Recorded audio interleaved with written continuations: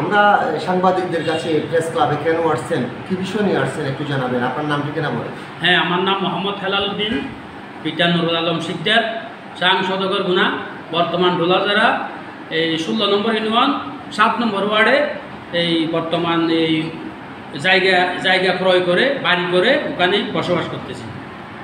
কি হয়েছে আপনার ওখানে? হ্যাঁ, ওখানে হয়েছে যে এই গত কিছুদিন আগে আমার সাথে আমার ওই সুমন্দি অর্থাৎ ইকবাল মাস্টার এই 7 নম্বর ওয়ার্ডের এই উনি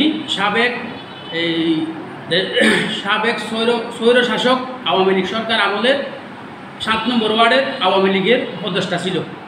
উপদেষ্টা যখন ছিল তখনও অনেক মানুষের নির্যাতন, অত্যাচার, রাহাজানি এ সমস্ত করে এই অনেকের মানে ক্ষতিগ্রস্ত করছে। আপনার সাথে কি হয়েছে? আমার সাথে এখন বর্তমানে ওনার সাথে উনি বর্তমান এই ঢোলাজারা 16 নম্বর ইউনিয়ন পরিষদে আমার নামে একটা মিথ্যা অভিযোগ দায়ের করেছে। মিথ্যা অভিযোগে বর্ণনা করছে যে ওনাকে আমি মারধর করছি, ওনাকে আমি মারছি, এইরকম কোনো প্রমাণ নাই, কোনো সত্যতা নাই। ও ঢোলাজারা ইউনিয়ন পরিষদে আমার বিরুদ্ধে একটা মিথ্যা অভিযোগ দায়ের করছে। আচ্ছা, আমি বুঝলাম আপনার কথা। আপনার বিরুদ্ধে ঢোলাজারা ইউনিয়ন পরিষদে অভিযোগ দায়ের করেছেন। হ্যাঁ, সে আপনার সম্বন্ধে আপনার ওয়াইফের বড় ভাই, ঠিক না? হ্যাঁ হ্যাঁ, আপনার জন্য কেন বা অভিযোগ করছে, কি আজকে বিষয় নিয়ে, এটা অরিজিনাল যে বিষয়টা সেটা একটু বলেন। হ্যাঁ, কি বিষয় বলতে আমার শ্বশুর মুক্তিযোদ্ধা ছিল। মুক্তিযোদ্ধা থাকাকালীন অবস্থায় উনি আমার শাশুড়ি গত কিছুদিন আগে মারা গেছে। আনুমানিক মাসখানিক হবে। ও আমার শাশুড়ি আপনার শাশুড়ির নাম কি ছিল? আমার শাশুড়ির নাম ছিল যে আমার শ্বশুরের নাম ছিল এই মোহাম্মদ ইসাক চৌধুরী। একই মুক্তিযুদ্ধ ছিল? হ্যাঁ, মুক্তিযোদ্ধা ছিল। ওনার বড় ছেলে ইকবাল হোসেন, উনি আমার শাশুড়ি মৃত্যুর আগে আমার শাশুড়ির থেকে এখনই পাওয়ার নিয়ে ওই মুক্তিযোদ্ধার টাকাগুলা উনি নিজে সোনালী ব্যাংক থেকে উঠাইয়া নিজে আত্মসাৎ করে এতদিন পর্যন্ত খাইছে, বুক করছে।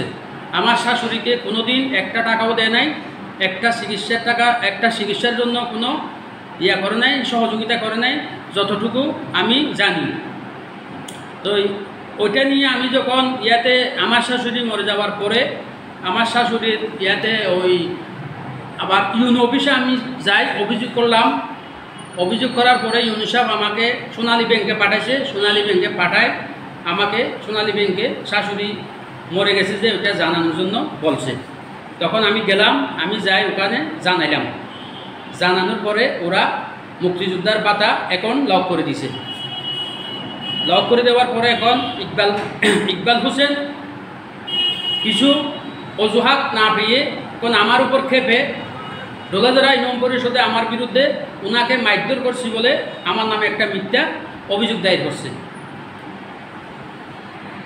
যেহেতু আমি মুক্তিযোদ্ধার টাকাটা বন্ধ করে দিয়েছি, এখন ও একাকীভাবে খাইতে পারবে না, বুক করতে পারবে না, সেইটার কারণে আমার উপর হস্তক্ষেপ করে মিথ্যা অভিযোগ দায়ের করছে। যেহেতু সমস্ত ওয়ারিসদেরকে টাকাগুলো এখন ভাগ বন্টন করে দিতে হবে, সেই জন্য ওনার মাথা এখন অস্থির হয়ে গেছে। এই ইকবাল হোসেন গতবারে মুক্তিযোদ্ধা ওয়ারিশ সনদ দেওয়ার সময় ওনারা ভাই বোন 6 জনের মধ্যে 3 জনকে বাদ দিয়ে উনিসহ 3 জনের নামে ওয়ারিশ সনদ দাখিল করে চকরিয়া নির্বাহী অফিসারের কাছে ওয়ারিশ সনদ সাবমিট করে ওইটা জালিয়াতি করে, ওইটা 2 নাম্বারই করে। যেহেতু ওইটাকে সাজানো একটা বিভ্রান্তিমূলক ওয়ারিশ সনদ সৃষ্টি করে উনি এতদিন যাবৎ এই মুক্তিযোদ্ধার টাকাটা উনি নিজে বুক করে আসছিল। আপনার শাশুড়ের আপনার যে স্ত্রীরা ভাই বোন কজন? আমার স্ত্রীরা ভাই বোন হচ্ছে যে 3 ভাই 3 বোন, 6 জনের নাম উঠাইয়া 3 জনের নামে ওয়ারিশ সনদ দাখিল করে এতদিন পর্যন্ত এই মুক্তিযোদ্ধা ভাতা উনি নিজেই আত্মসাৎ করে খাইছে। আত্মসাৎ করে খাওয়ার পরে এখন যেহেতু খাইতে পারবে না, বুক করতে পারবে না, সেইটার জন্য উনি এখন অস্থির হয়ে আমার নামে দোলাজারা ইউনিয়ন পরিষদে আমার নামে মিথ্যা অভিযোগ দায়ের করেছে। ওনাকে আমি মারছি, দৌড়ছি, কাটছি, এইভাবে সাজানো একটা এই ষড়যন্ত্রমূলক অভিযোগ দায়ের করেছে। আপনার মুক্তিযোদ্ধার শাশুড় মারা গেছে কখন?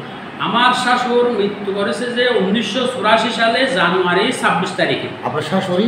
আমার শাশুড়ি মৃত্যুবরণ করেছে যে এই যে জানুয়ারির 27 তারিখ 2025 সালে।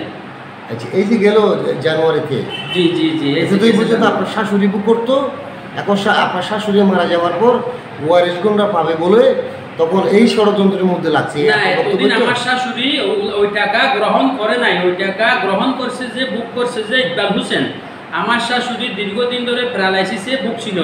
আমার শাশুড়িকে একটা চিকিৎসার জন্য কোনো টাকা দেয় নাই, একটা চিকিৎসার জন্য কোনো এই সহযোগিতা করে নাই। সব টাকা উনি নিজেই বুক করছে।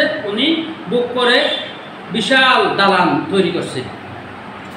এই ব্যাপারে আমি মুক্তিযোদ্ধা মন্ত্রণালয়ের কাছে আকুল আবেদন এবং চকরিয়া উপজেলা নির্বাহী অফিসারের কাছে আকুল আবেদন, চকরিয়া থানা ওসি সাহেবের, ওসি মহোদয়ের কাছে আকুল আবেদন এবং দোলাজারা ইউনিয়ন পরিষদের বর্তমান ভারপ্রাপ্ত চেয়ারম্যান মহোদয়কে অর্থাৎ ওয়ার্ড মেম্বারগণদেরকে আকুল আবেদন করতেছি যে তদন্ত সাপেক্ষে সত্যতা যাচাই করে এটার বিরুদ্ধে আইনানুগ ব্যবস্থা নেওয়া হোক।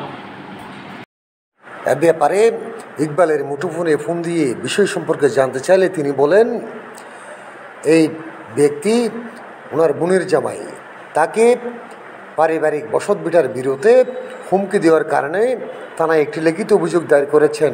ওই অভিযোগটি ডোলাজারা ইউনিয়ন পরিষদে তদন্তাধীন রয়েছে বলে তিনি জানান।